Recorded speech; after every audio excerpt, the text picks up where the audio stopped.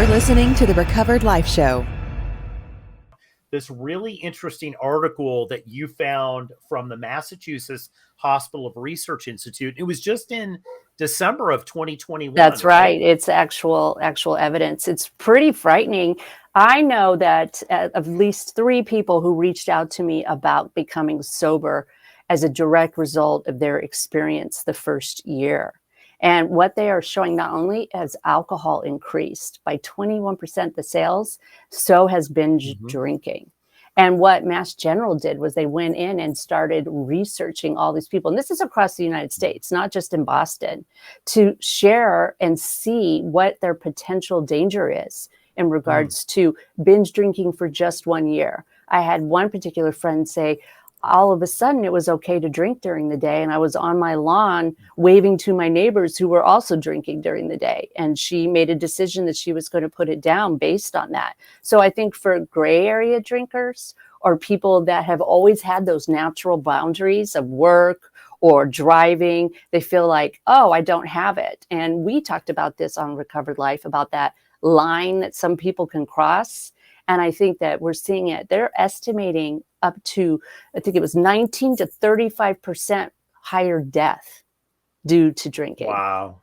I know, of the United States. So it's not just amongst us alcoholics. I know people relapse, but I also know people who have also gotten sober. So it is something to talk about. Well, I think when I looked at this article and you sent me this article, you said, look, it's increased 21%. And I was like, that can't be right. And the more I dug into it, that's absolutely right. And it says it's going to cause 100 additional deaths, 2,800 additional cases of liver failure in 2023. It's going up. And I think you touched on it. One of the main issues for this, and I think it is the boundaries issues. Totally. Where somebody maybe would go to work. Maybe they had a problem with alcohol and they were like, we talk about teetering. This a lot. Yeah, they're teetering. Yeah, they're on the line. They haven't really crossed the line yet. And they would wait and maybe they would go home and maybe on a Tuesday or Wednesday, they'd say, hey, you know what?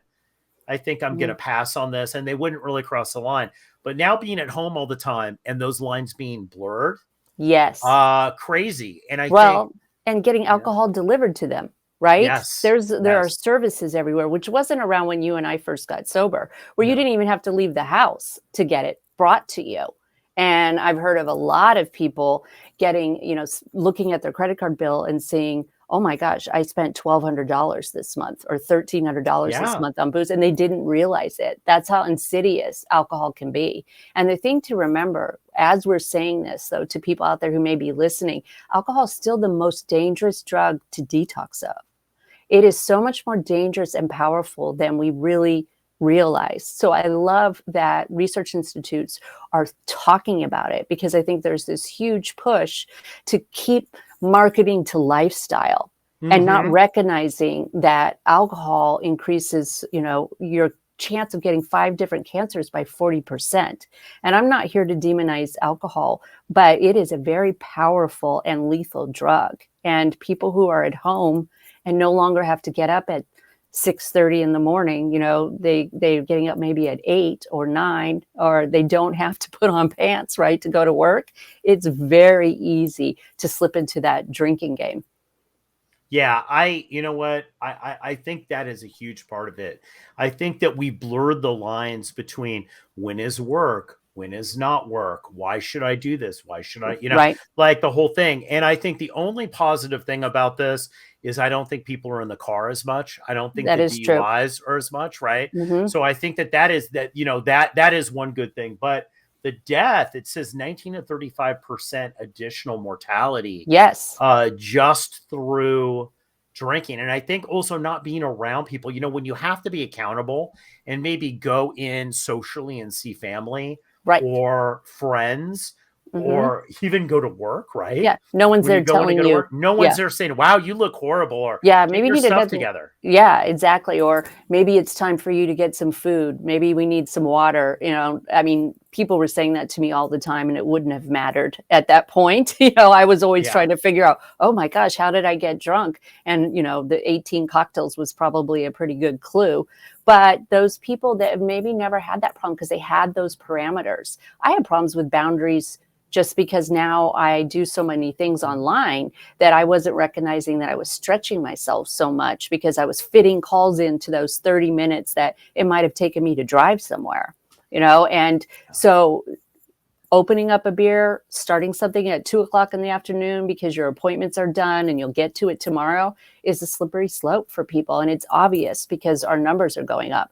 And I think it's really important to think about that if you are a loved one or if you are someone that's around drinkers that maybe you've always thought that they were heavy drinkers, but you see that they're losing time, right, during the day, that things aren't adding up, that it's important to remember that. And I think this is you talk about gray area. I've noticed this with older people. Okay. Yes. So I'm talking, and I'm not talking over 50. I'm talking over 65, 70. Yes. I would say more 70-ish. It's at 70s and 80s. I've seen a lot of people that I knew, like just family members and people, they feel like, wow, their friends, stuff, they're drinking a lot. And it's not only drinking, it's prescription drugs and drinking. Yes. It's depressants. Yes. It's stimulants. It's all different kinds of stuff. And I think what we're also seeing is just the older senior population feeling hopeless. Yeah, isolated. Really. They're not doing the things that they used to do. Family isn't able to come over. If everybody remembers that first year, we were all super cautious about being around the elderly, and a lot of them very much suffered. And it's interesting that you brought up that population because I've just been scheduled to speak at it because of the increase drinking that's happening, and just telling people, be aware of it. It is so alluring, and we could think something is really benign, but like you said, you take a prescription drug and all of a sudden, when you used to only drink maybe 2 cocktails, but you have so much more time on your hands and you're drinking 6 or 7, you could, your pulse rate could stop. Oh, absolutely. Absolutely. And I think it's so easy. We hear about binge drinking a lot, and we're going to definitely do an episode on this. Absolutely. Because I have a guest that I want to bring in that wants to talk about college life. They're in the Greek system, fraternities and sororities. Right. We hear a lot about binge drinking of inexperienced drinkers, right? Yes. And they drink too much and they don't realize that they've not only physically drink too much, that now they're, like you said, their heart could stop. They pass out, they throw up, they choke to death, right? We hear this a lot, but we don't hear about the people who just do it silently in their home. We do it because it's really dramatic. If a teen does it, or an early 20s person does it, it seems tragic. But this is happening all the time. Well, and another thing to think about is that the way we measure alcohol could be incorrect. It used to be, I taught alcohol prevention over serving in the hotel system for many, many years. And we used to think 1 drink per hour is all, because it takes you an hour to get rid of it, right? It takes you an hour after. So you have 1 drink and then you would be right at 0.08 or 0.10, right? But the wine glasses are this big. Your glass at home may not be just that 1.5 ounces of a cocktail. It may be actually 3 ounces. So you're really drinking 3 cocktails instead of 1. And it is really dangerous not to have some kind of clarity around it and to really consider, should I be drinking every day? Maybe this isn't the best thing for me. And hopefully we'll start seeing those numbers change. But for everyone or anyone who's watching, who's had like their little behaviors have changed enough that they're really concerned, absolutely, it's the time to start thinking about putting it down and possibly living a more sober life. Because the thing about accidental deaths, we always attach them to car rides, but actually 30% of all pedestrian accidents, fatalities, have alcohol involved. You can drop and hit your head. My father passed away 5 years ago from this particular scenario, where he probably, if he had made it to his bed, would have passed out. My father was an active alcoholic until the day he died. But instead he fell and had a brain bleed. So it's that's more just than just another drinking, example. more than just driving. Well, here's the other thing too, and I think that people don't understand, being in, having the Recovered Life show Mm-hmm. and being in the recovery community, right? And dealing with people who are newly getting sober, Yes. and also just having, connections and people contributors like yourself that come onto the show and, Right. that we've got on. Kristina, you and I interview so many people. Yes. And that are in the trenches of this. And, they'll tell us, alcohol is still the most dangerous It thing to is. detox from. It is. It is. And people Absolutely. don't realize that. Mm-hmm. I was involved with a big 12-step group in Burbank that I would go to a lot. And because of anonymity, I won't name them, but it had been around since the 50s. And Wow. they were talking about, even back in the day, in the early 50s, of literally, pouring Caro syrup down people's throat Mm-hmm. because they were going through DTs, because there were no Yes. hospitals to take them, They have because the the seizure. stigma of alcoholism was so big that if somebody had a business or was religious or anything, they couldn't go, Right. because they would be labeled, as a drinker, as somebody Absolutely. who One of couldn't those. hold their, yeah. Yeah, you And, can't hold your a liquor. lot of people died. A lot of people died from just detox. And we've had Ken on one of the early episodes. I got to mention that in the show notes here, but he talked about his experience almost dying. Wow. Just because he just didn't understand Mm-hmm. what was happening. And it took a friend of a friend who was sober that checked on him. To And recognize a it. friend called somebody who was sober, and they called, and he's like, "What are you going through?" And he's like, "Man, you're going through DTs. You're going to die. Like, you got to go in."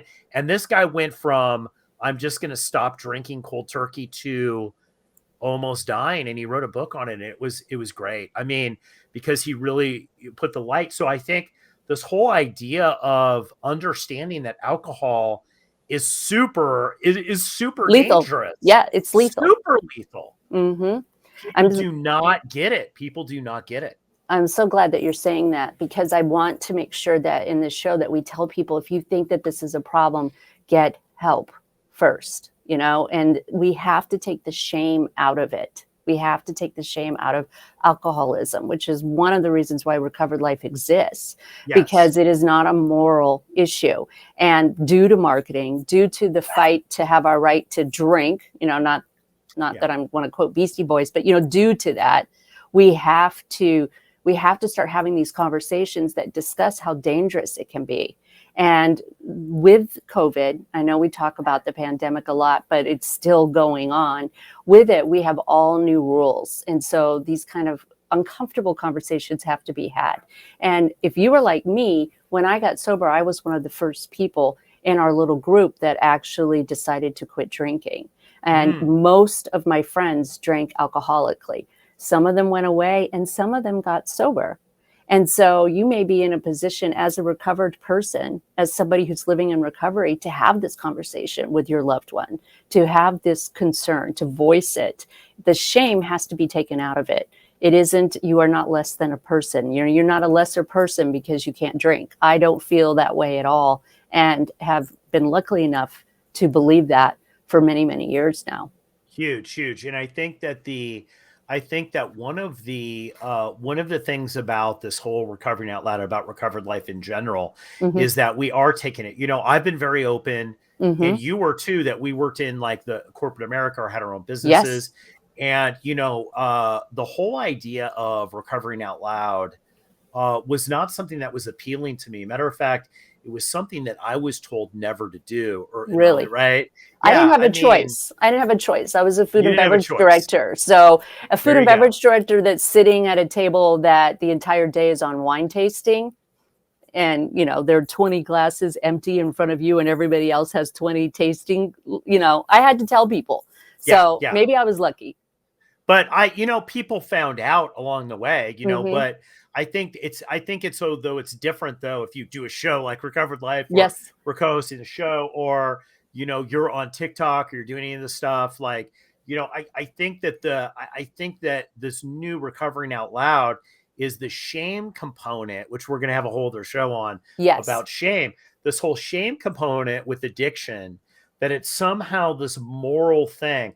I think that's why you're getting the 21%, because Yes. I know for a fact that there are people that, especially with seniors, I'm telling you, because I think, look, teenagers, they don't have this stigma with that. No, They thank just think, goodness. oh, that's great. Like, Yeah. you're in recovery. Awesome. They Yeah. don't, they totally get it. Right. Like Many. and I would say, I would say the people, like, we're Gen Xers, I would say, for the most Yes. part, right?